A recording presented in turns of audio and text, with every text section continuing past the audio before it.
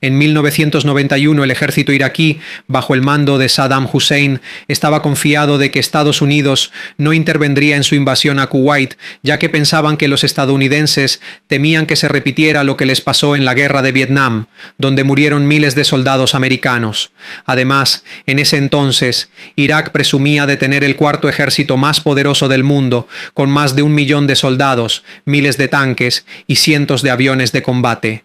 Pero lo que no sabían era que Estados Unidos ya había asignado a un temido general para crear una estrategia única que derribaría a las poderosas fuerzas de Saddam en tan solo 4 días.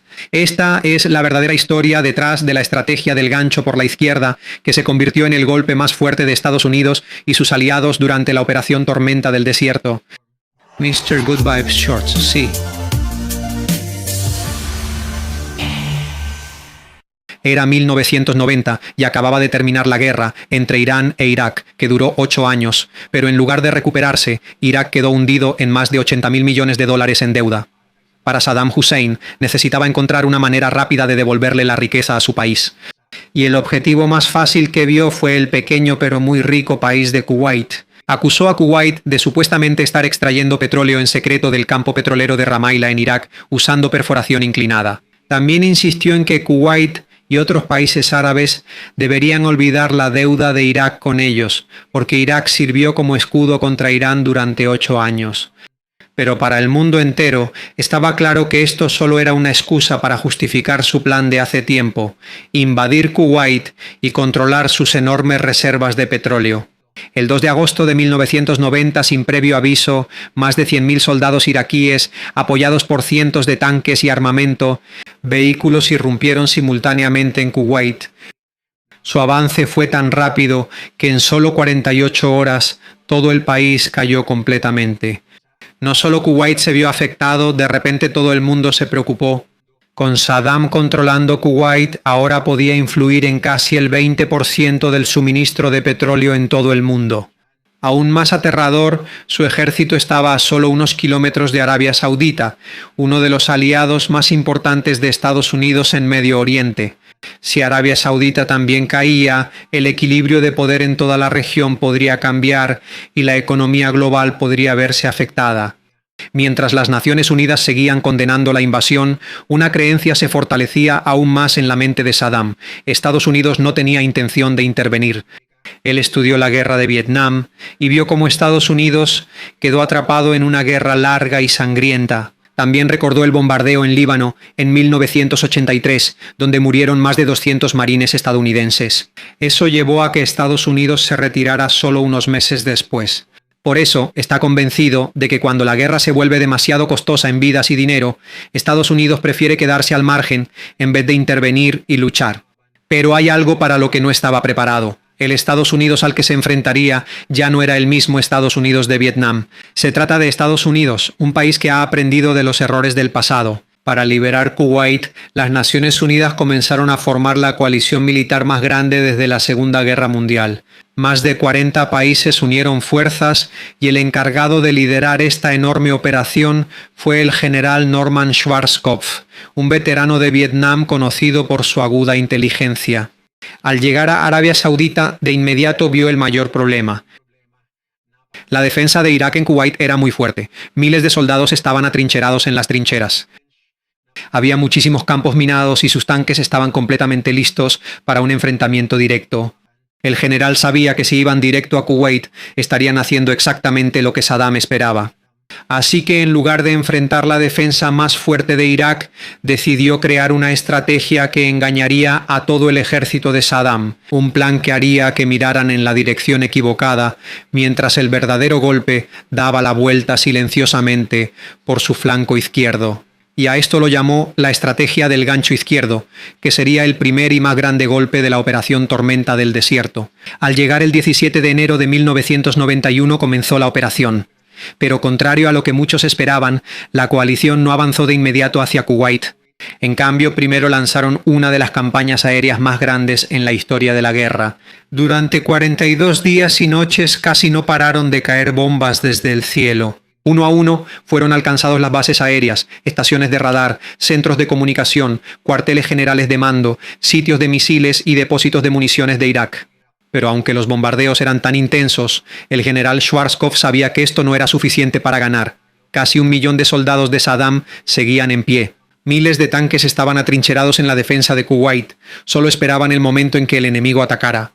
Si la coalición intentaba atacar de frente ahora, seguramente la batalla sería sangrienta. Así que mientras el mundo entero observaba las explosiones desde el aire, silenciosamente comenzaba la segunda parte del plan, el mayor engaño en la guerra moderna. Estados Unidos permitió deliberadamente que los medios internacionales grabaran a miles de marines estadounidenses entrenando para un desembarco anfibio en la costa de Omán.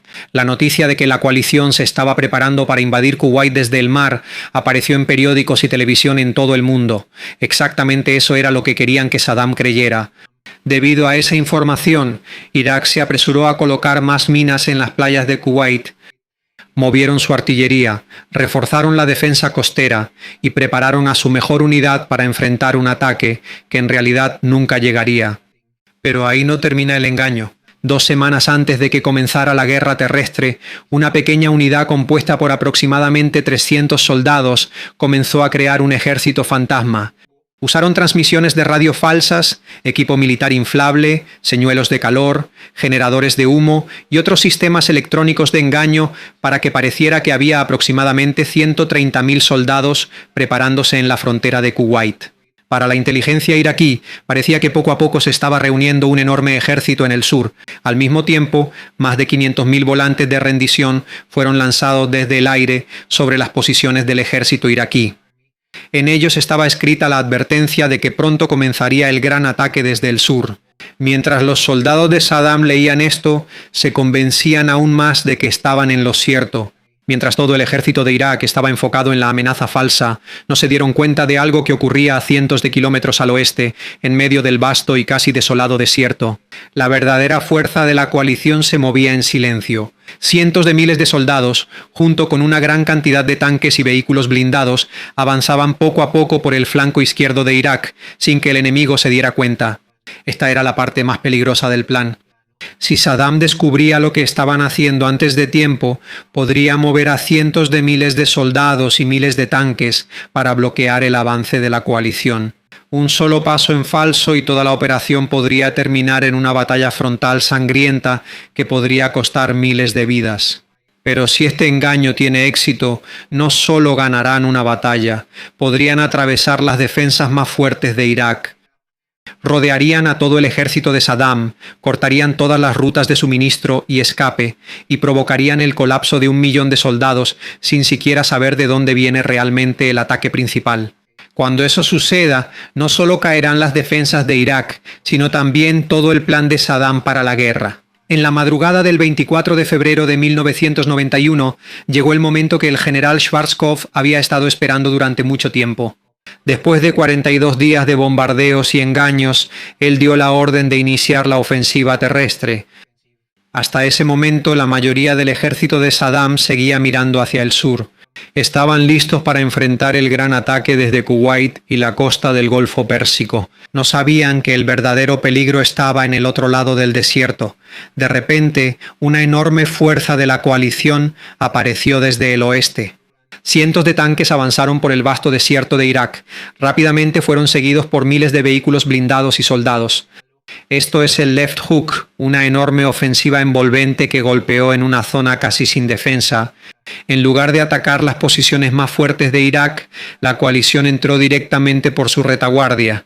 Al mismo tiempo, el 18º Cuerpo Aerotransportado y la 6ª División Blindada Ligera Francesa avanzaron rápidamente más de 150 millas dentro del territorio iraquí. Su misión no era simplemente entrar en combate. Su verdadero objetivo era cortar todas las líneas de suministro de Irak para que la gasolina, las balas, la comida y los refuerzos no pudieran llegar a los soldados que estaban combatiendo en Kuwait. Mientras eso sucedía, llegó otro golpe fuerte, más de 40 helicópteros. La 101ª División Aerotransportada realizó un asalto aéreo profundo y tomó el control de la carretera 8 a lo largo del río Éufrates. Esta era la ruta de escape más importante del ejército iraquí. Cuando la coalición la tomó, fue como si de repente se cerrara la única puerta de salida de la trampa. En el este, el séptimo cuerpo de Estados Unidos avanzó junto con las fuerzas británicas para aplastar a la Guardia Republicana, la unidad de élite más poderosa de Saddam Hussein. Este era el ejército en el que él confiaba. Sería su apoyo cuando comenzara el combate más intenso. Pero antes de que pudieran prepararse, todo su sistema de mando ya empezaba a colapsar. El avión furtivo F-117 Nighthawk seguía bombardeando el importante centro de mando. Mientras tanto, los misiles de crucero Tomahawk lanzados desde los barcos de la Marina de los Estados Unidos impactaban exactamente en las instalaciones de comunicación de Irak. Uno a uno, los cuarteles generales quedaron en silencio. Se cortaron las líneas de comunicación. Muchos comandantes ya no podían comunicarse con sus unidades. En solo unas horas se generó una gran confusión. Había batallones esperando órdenes que nunca llegaron. Había tanques que seguían apuntando hacia el sur, aunque ya estaban rodeados por el oeste y el norte. Otros ni siquiera sabían dónde estaba la fuerza principal del enemigo. En ese punto ya no era simplemente un combate común.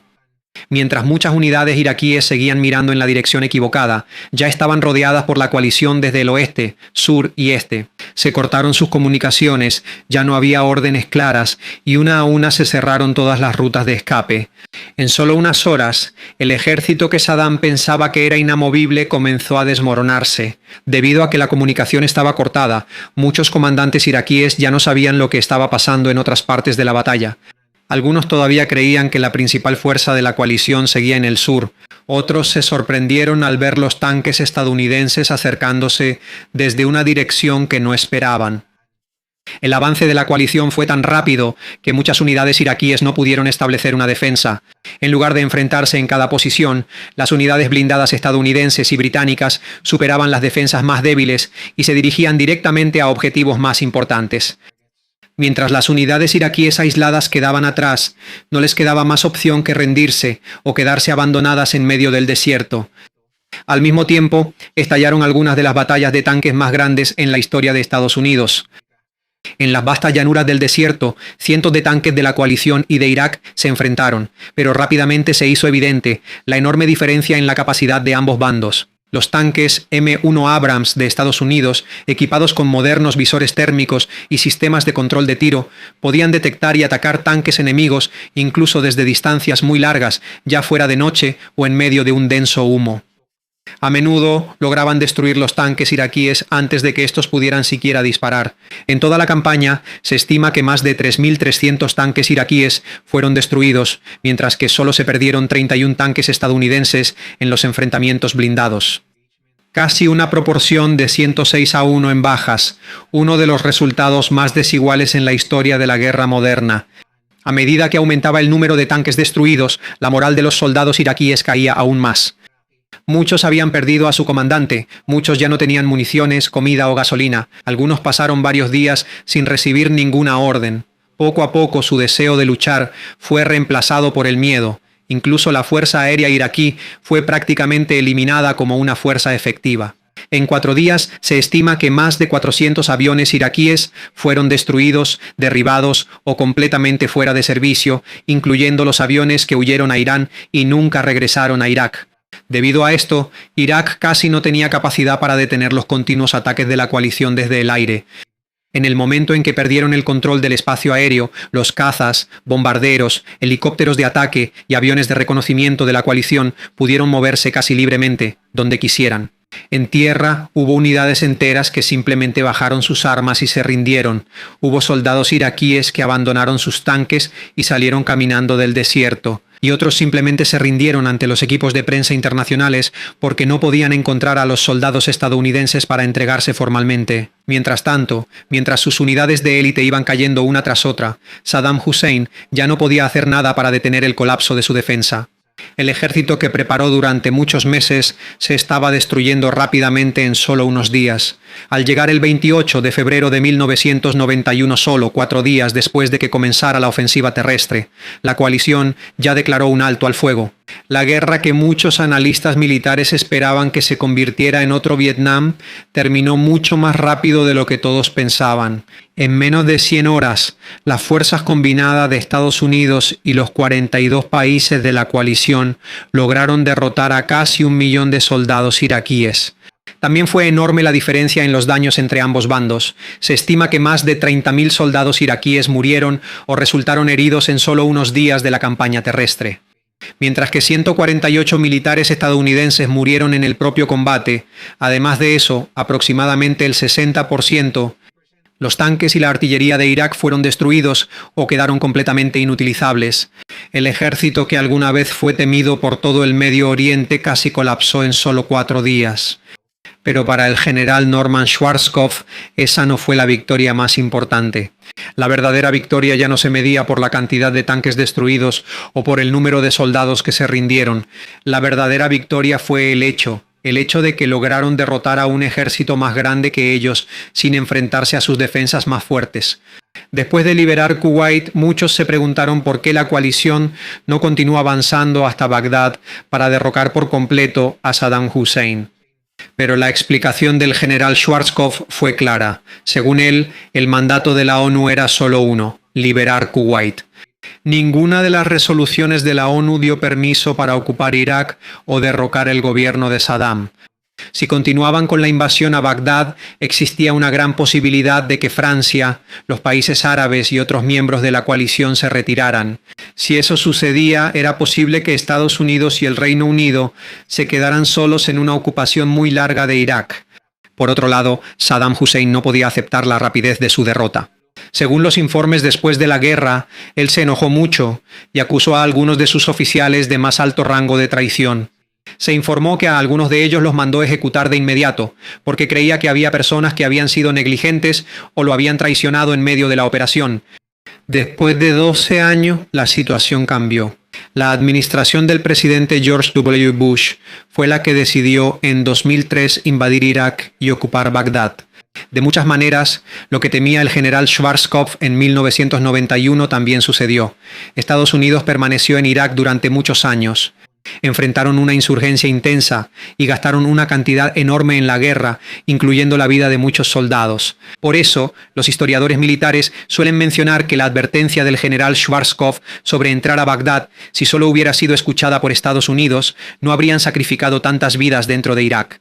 Hasta ahora, el left hook todavía se considera en las academias militares de diferentes partes del mundo como uno de los ejemplos más concretos de engaño operacional y guerra de maniobras.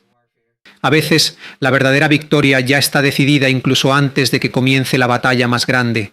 Y en 1991, el general Norman Schwarzkopf demostró que una estrategia bien pensada puede ser más poderosa que 1 millón de soldados listos para pelear. Si te gustó este video, compártelo con otros y suscríbete también. Mira también los videos que están a la derecha para que sigas perdiendo el tiempo. Si te gustó este video, compártelo con otros y suscríbete también. Mira también los videos que están a la derecha para que sigas perdiendo el tiempo.